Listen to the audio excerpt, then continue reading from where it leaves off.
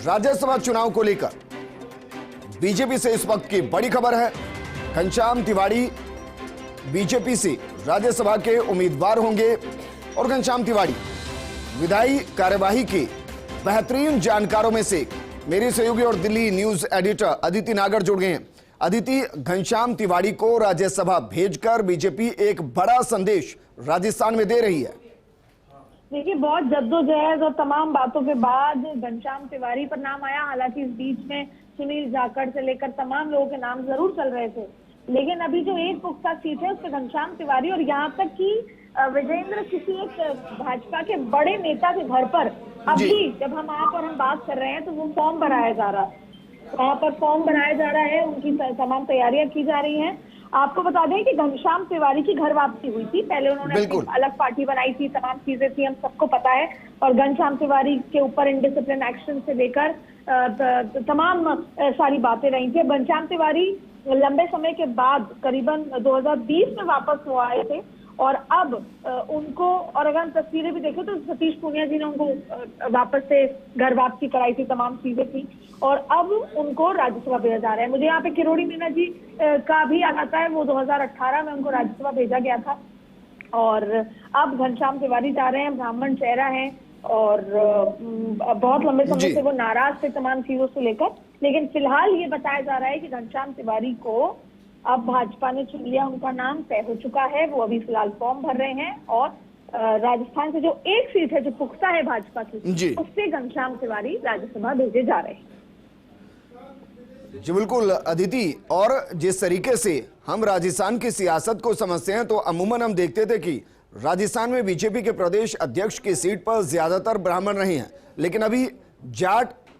के तौर पर सतीश पूनिया है। तो क्या घनश्याम तिवाड़ी के जरिए जो vote bank, core vote bank था, उसको टारगेट करने की कोशिश? ब्राह्मण है, अपर कास्ट है, जनरल कास्ट है और अगर राजस्थान में भी जिस तरह से हम उत्तर प्रदेश की बात करते हैं, उत्तर प्रदेश में जाति और तमाम चीजों के समीकरण बहुत महत्वपूर्ण होते हैं, राजस्थान में अगर हम कई बार हिंदू मुस्लिम की बात करें तो उससे ज्यादा हावी है कास्ट समीकरण जी। तो ये बेहद महत्वपूर्ण है कि किस तरीके से यहाँ पर भेजा जा रहा है, किस तरीके से उनको ब्राह्मण नेता के चेहरे पर भेजा जा रहा है, क्योंकि इससे एक मैसेज जाएगा न सिर्फ राजस्थान में लेकिन मध्य प्रदेश में और दूसरे राज्यों में भी एक बड़ा मैसेज जाने वाला है घनश्याम तिवाड़ी को राज्यसभा भेजकर। क्योंकि ये भी बीच में बात हो रही थी कि घनश्याम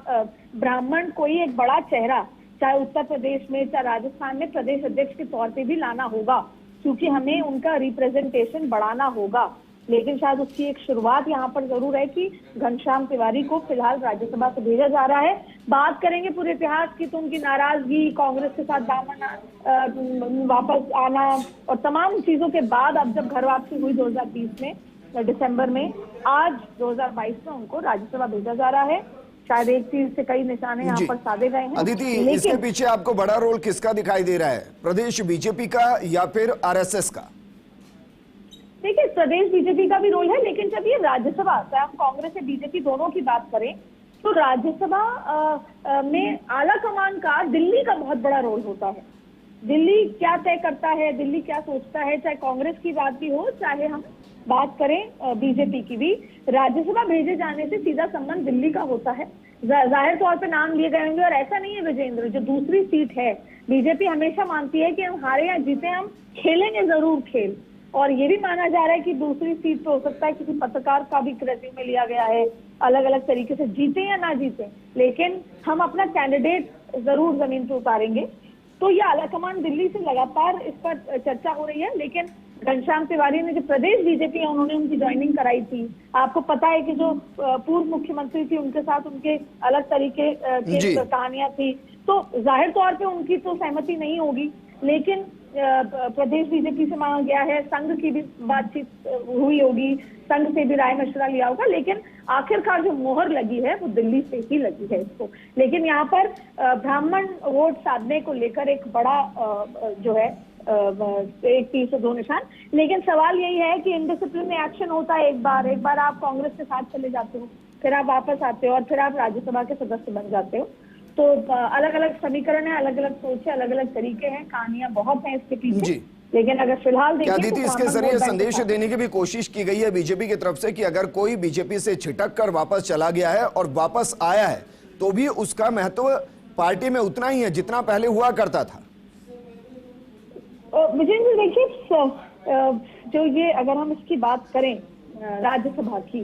अब वो चीजें खत्म हो चुकी हैं जो एक समय हुआ करता था, जो इंटेलेक्ट लॉबी जाया करती थी राज्यसभा में। मैं घनश्याम तिवारी जी तो सीनियर नेता हैं, पुराने हैं, समझते हैं राजस्थान को बहुत अच्छी तरीके से, पर हम इन जनरल एक बात कर रहे हैं कि राज्यसभा पहले एक इंटेलेक्ट लॉबी या जिसने संगठन को या पार्टी के लिए सालों साल काम किया और वो उस उम्र पे पहुंच जाते हैं कि जब वो कोई बात कह रहे हैं तो वो पत्थर की लकीर होती है, उसके अंदर एनालिसिस छुपा होता है, उसके अंदर देश हित छुपा होता है। लेकिन अब क्या है, रिवॉर्ड के बेसिस पे राज्यसभा देने जाने लगी है। अब बहुत युवा भी आने लगे हैं राज्यसभा में। एक समय था राज्यसभा केवल सीनियर नेता और पार्टी के वरिष्ठ नेता, पार्टी के लॉयलिस्ट और subject expert, intellect, think tank को भेजा जाया करता था। लेकिन अगर आप देखेंगे इस बार भी जो लिस्ट आएगी जितने सीटों पे चुनाव है, उसकी जो आप लिस्ट देखेंगे तो आपको लगेगा कि आधे कांग्रेस से दामन छोड़े हुए लोग जो बीजेपी में हैं वो शामिल हो रहे हैं जी, या इस तमाम तरीके की चीजें हैं। तो सवाल ये उठता है कि राज्यसभा में अब जो चयन का या वो जो तरीका है वो बदल गया है, लेकिन फिलहाल कई बार क्या होता है, सबसे इम्पोर्टेंट है हम जाति समीकरण छापते हैं, जैसे रणदीप सुरजेवाला हैं, और अगर हम कांग्रेस की बात करें तो जाट भी हुआ, ब्राह्मण राजीव शुक्ला को भी हरियाणा से लाने की बात चल रही है, विवेक तनखा को लाने की बात चल रही है, एक मुस्लिम गुलाम नबी आजाद को भी एडजस्ट करना है, आनंद शर्मा को भी एडजस्ट करना है। तो यहाँ पे कास्ट समीकरण के साथ साथ अपने लोगों को कैसे एडजस्ट किया जाए, बहुत सारे जी बिल्कुल अदिति, आप हमारे साथ बने रहे। हमारे सीनियर एडिटर सुधांशु माथुर जी भी जुड़ गए हैं। सुधांशु जी, सबसे पहले तो यही कि घनश्याम तिवारी राज्यसभा में बीजेपी की तरफ से जाएंगे, फर्स्ट इंडिया सबसे पहले इस खबर को ब्रेक कर रहा है, इसके मायने क्या है?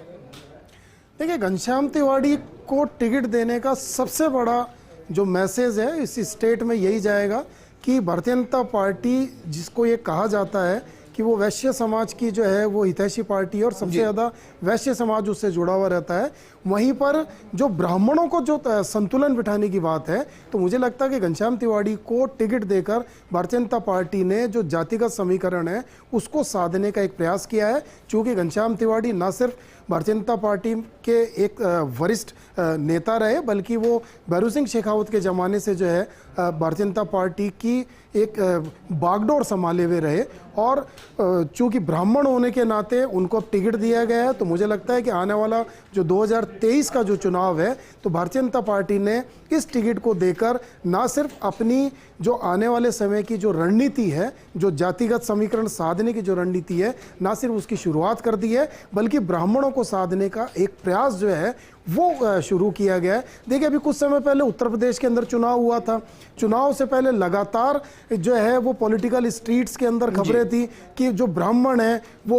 उत्तर प्रदेश में भाजपा से नाराज है, ब्राह्मणों के साथ जो है वहाँ पर बड़ा अत्याचार हुआ, ब्राह्मणों के लोगों का वहाँ पे एनकाउंटर हुआ, ब्राह्मणों को जो है वो तवज्जो नहीं दी गई। तो वो सारी जो खबरें थी उस समय बड़ी सुर्खियों में थी। माना जा रहा था कि भारतीय जनता पार्टी तो वहाँ सरकार ही नहीं बना सकती, क्यों? क्योंकि वहाँ पर जो ब्राह्मण है उनसे ज़बरदस्त नाराज है। लेकिन जो social engineering Bharatiya Janata party ने उत्तर प्रदेश में करी, उसके अंदर ब्राह्मणों को महत्व दिया गया। मुझे लगता है कि चूंकि राजस्थान यूपी से लगता हुआ स्टेट है और दोनों स्टेट की राजनीति का कहीं ना कहीं चाहे डायरेक्ट चाहे इनडायरेक्ट आदान प्रदान जरूर होता है, तो भारतीय जनता पार्टी ने उसी रणनीति के तहत एक साल सवा साल पहले, अभी राजस्थान के अंदर 2023 में चुनाव होने यानी कि 1.5 साल के करीब समय है, उससे पहले घनश्याम तिवारी को भेज के जो सोशल इंजीनियरिंग है राजस्थान की उसको मजबूत करने का प्रयास किया है। हाँ, इसमें कोई डाउट नहीं है कि घनश्याम तिवारी लगातार भारतीय जनता पार्टी से जुड़े रहे, लेकिन बीच में कुछ जो विवाद हुए उससे वो भारतीय जनता पार्टी से विमुख हुए। उन्होंने जो है ना सिर्फ कांग्रेस ज्वाइन करी बल्कि खुद की भी एक पार्टी बनाकर राजस्थान के अंदर एक प्रयास किया कि शायद चूंकि उन्होंने जो पार्टी बनाई अपनी, उसमें उन्होंने ब्राह्मणों को तवज्जो देने की बात कही थी, और तब भी उन्होंने ये कहा था कि ब्राह्मण जो है वो उनको राजस्थान के अंदर जो भारतीय जनता पार्टी सरकार है वो तवज्जो नहीं दे रही है। लेकिन वो उनका प्रयोग विफल रहा। पिछले कुछ टाइम से वो लगातार मौन थे। बहुत सारे ऐसे मौके हैं जब मीडिया ने उनसे पूछने का प्रयास किया, लेकिन उन्होंने हमेशा जो है कोई ऐसा जवाब नहीं दिया जिससे ये लगे कि वो कोई राजनीतिक संदेश देना चाहते हैं। लेकिन बहरहाल जिस तरह से पिछले कुछ दिनों में ओम प्रकाश जो माथुर हैं उन्होंने घनश्याम तिवाड़ी से लगातार संपर्क किया, जिस तरह से किरोड़ी लाल मीणा ने घनश्याम तिवाड़ी से संपर्क किया, दिल्ली के नेता भी लगातार उनसे संपर्क में थे, तो ये माना जा रहा था कि घनश्याम तिवाड़ी पर शायद भारतीय जनता पार्टी एक बार फिर जो है वो फोकस करना चाहती है। और आज उसका नतीजा है जो फर्स्ट इंडिया ने सबसे पहले खबर ब्रेक की है कि घनश्याम तिवाड़ी भारतीय जनता पार्टी के राज्यसभा से जो है वो उम्मीदवार होंगे। एक और सवाल आपसे, सवाल ये कि अमूमन ऐसा होता है कि जब कोई पार्टी छोड़कर जाता है और जब वापस पार्टी के अंदर आता है तो क्रेडिबिलिटी पर एक क्वेश्चन होता है, क्या उसको यहां धो दिया गया राज्यसभा सीट देकर? दूसरा, जब राज्यसभा की बात आती है तो अमूमन उन नेताओं को भेजा जाता है जो क्षेत्रीय जनाधार से दूर हो चुके होते हैं और विधायकी कार्रवाई में निपुण हो चुके होते हैं। क्या ये दो बड़े कारण घनश्याम तिवाड़ी को वहां भेजने के, और संदेश क्या है? देखिए, इसमें कोई दौरा ही नहीं है कि घनश्याम तिवाड़ी ना सिर्फ कद्दावर नेता हैं बल्कि एक अनुभवी राजनीतिज्ञ हैं। देखिए, उनकी जो शुरुआत, वो खुद घनश्याम तिवाड़ी कहते हैं कि उनके जो गुरु थे राजनीति में वो भैरू सिंह जी शेखावत थे। उन्होंने भैरू सिंह जी के साथ रह के राजनीति का कखहरा सीखा और आज वो एक विशेषज्ञ राजनीति के तौर पर राजस्थान के अंदर जाने जाते हैं, चाहे वो राजस्थान विधानसभा हो या देश की सर्वोच्च पंचायत हो, चाहे लोकसभा हो चाहे राज्यसभा हो। अगर एक अनुभवी जो व्यक्ति अगर उस राज्यसभा में जाता है तो इसमें कोई शक नहीं है, एक तो वो विधायी कार्य को पूरे अच्छे से समझते हैं, नंबर दूसरा कि पार्टी का पक्ष अच्छे से रख सकते हैं, जो क्षेत्र के मुद्दे उनको अच्छे से उठा सकते हैं। तो ये बहुत महत्वपूर्ण होता है, एक जो है वो हम नवयुवक को भेजें और एक हम अनुभवी को भेजें। तो हमेशा देखिए विजेंद्र के अनुभव जो है वो हमेशा हर जगह अपना जो कहीं ना कहीं जगह बनाता है और अनुभव कहते हैं कि अनुभव हमेशा बोलता है। तो मुझे लगता है कि एक अनुभवी जो है ना सिर्फ राजनेता होने के नाते बल्कि जो जिस जाति से वो आते हैं उस जाति के तौर पर, चूंकि भारतीय जनता पार्टी चाहती थी कि एक अनुभवी व्यक्ति को हम इस तरह से जो है वो अपनी सोशल इंजीनियरिंग में सेट करें कि राजस्थान के अंदर एक मैसेज जाए। चूंकि अब आने वाला समय कोई भी विचारधारा की पार्टी होगी, सिर्फ मैसेज के ऊपर राजनीति चलेगी कि कौन किस तरह से मैसेज देके एक संदेश देना चाहता है और मतदाताओं को अपनी तरफ प्रभावित करने का एक प्रयास करेगा। लेकिन एक छोटे से ब्रेक के लिए यहां पर रुक रहे हैं, लेकिन इस बड़ी खबर पर हमारी नजर लगातार बनी हुई है क्योंकि फर्स्ट इंडिया सबसे पहले ब्रेक करा है। एक नाम की घोषणा हो चुकी है, नाम की घोषणा बीजेपी की तरफ से हुई है। घनश्याम तिवाड़ी बीजेपी से राज्यसभा के उम्मीदवार राजस्थान से बनाए गए।